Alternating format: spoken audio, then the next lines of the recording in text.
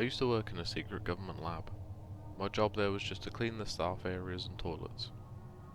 When I first went for my job interview, I wasn't even aware that it would be for a government-run lab. It was advertised as cleaning for a chemical company. I was thoroughly questioned about my life, my job history, and had to undergo all kinds of background checks. I just assumed it would be because we would be working around dangerous chemicals. Well, when I started, I was brought to the lab and briefed about my day-to-day tasks. I was then taken on a tour of the facility. I was shown where to clean, where I could go and take my breaks. It all felt very secretive. Any question I would ask would get turned into something else. They never answered me directly. We got to this door and I was told never under any circumstances go in there. There was a sign above the door which read, "Hazardous tests." This must be where they would test the chemicals to see what they would do. I did ask why I wasn't allowed in there, and I was hit with a stern, "That's none of your business." I thought it was strange that they wouldn't be honest with me, but I was there to work and nothing else, so I kept quiet and carried on the tour. After about an hour, I was brought to the equipment room and told to start my daily cleaning tasks, and that's what I did for the next 3 months. Until one day, I was cleaning the hallway just outside the hazardous tests area, and an employee opened the door. It was only for a few seconds, but I swear I heard a faint scream. It was always rather quiet there, so any sound seemed amplified. I pretended I didn't hear anything and carried on cleaning. As the day was drawing to a close, I decided to head back to the parking lot, but I thought I'd go back the long way and walk past this room again.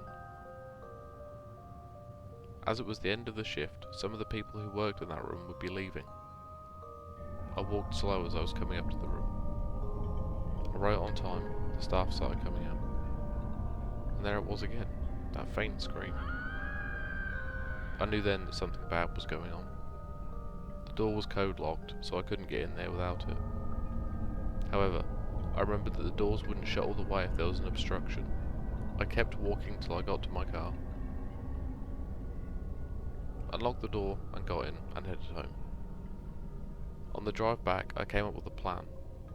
Tomorrow I would wait till the staff started leaving and wait by the door, pretending to mop the floor. Then when the last person would come out, I'd drop the mop and stop the door from closing. That night I didn't sleep too well.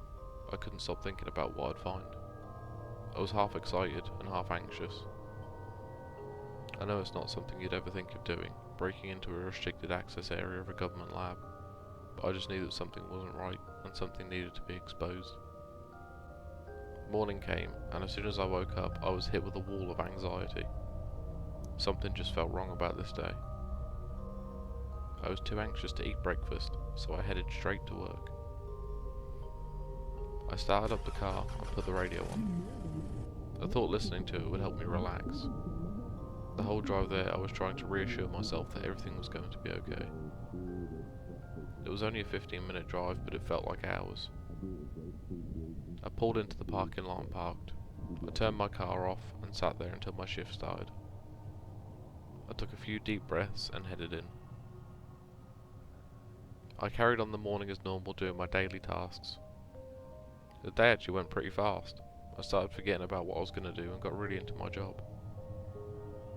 But the time came, and I knew it had to happen now. So as I did yesterday, I hung back and waited for the staff to exit through the doors whilst pretending to mop the floor. As the last person walked through the doors, I slid the mop over and blocked the doors from closing. When the staff members finally got far enough away, I pushed my foot in and got through the doors. I left my mop there so I'd be able to get out.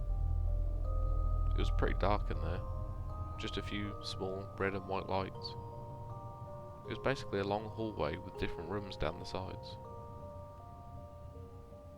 Each room had a small viewing window, just like you see in the movies. Most of the rooms were too dimly lit to see anything. I found a room that had all these tubes, full of different liquids. I was so careful not to touch anything. There was a folder on the side with the title, Element841. I had a quick skim read of the pages inside and found a page that had people's faces and personal information on. One was a young woman. She was only 24 years old. Another, a man, 47 years old. But under every profile there was a red stamp, and it said deceased. They were all dead. Why would these papers be in a lab? I knew I'd made a mistake going in there. I decided to get out of there. I went to step out into the hallway and heard these footsteps coming towards me. I panicked and found a locker to hide in. Just as I shut the locker door, I heard someone come into the room. I peeked out of one of the vents and saw the person heading straight for the folder. Oh no, I saw I'd left the folder open. I tensed up watching them pick the folder up, thinking they'd know I was there. Unbelievably, they didn't seem to notice. What a relief. They then left the room. I gave it a few more minutes before I got out of the locker. I think it's all clear. I stepped out of the locker and crept up to the door. I peeked out and looked both ways. No one was there. I took the opportunity to start heading back to the main doors. I then heard a horrifying scream coming from further down the hallway. I knew I had to go see what it was and see if anyone was in trouble. I had so much adrenaline coursing through my body, it was the only thing keeping me from collapsing in panic. I hurried back down the hall and got to where I thought the scream came from. The glass viewing window was blocked for this room. I did notice there was a small crack in whatever was used to block the window. I put my eye up to the gap and saw a few hospital beds, with some people tied up on them. I then saw a person dressed in a white lab coat with a face mask on approach one of the beds. He had a syringe in his hand. The man in the bed started screaming. This was it. I'd found where the scream was coming from. I was shocked at what I was seeing.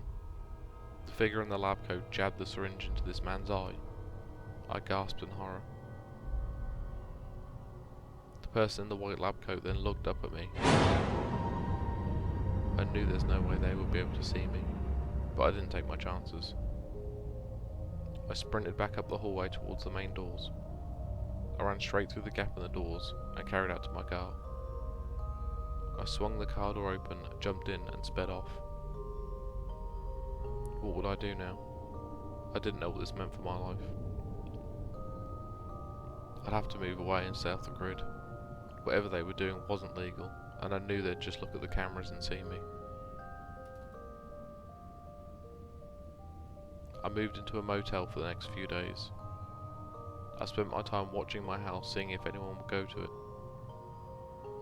On the third day, a black SUV pulled up to my house. 3 men got out. 2 went to my front door whilst the third went round back. After a few knocks without an answer, they forced their way in. After about 10 minutes, they appeared, walking out the house, holding some items. Some of my items. I couldn't see exactly what they took. They got back into the SUV and took off. This is when I knew I had to go dark.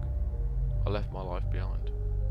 And now I travel the country going from place to place doing the odd day's work to earn any money I can. I never stay in one place for too long.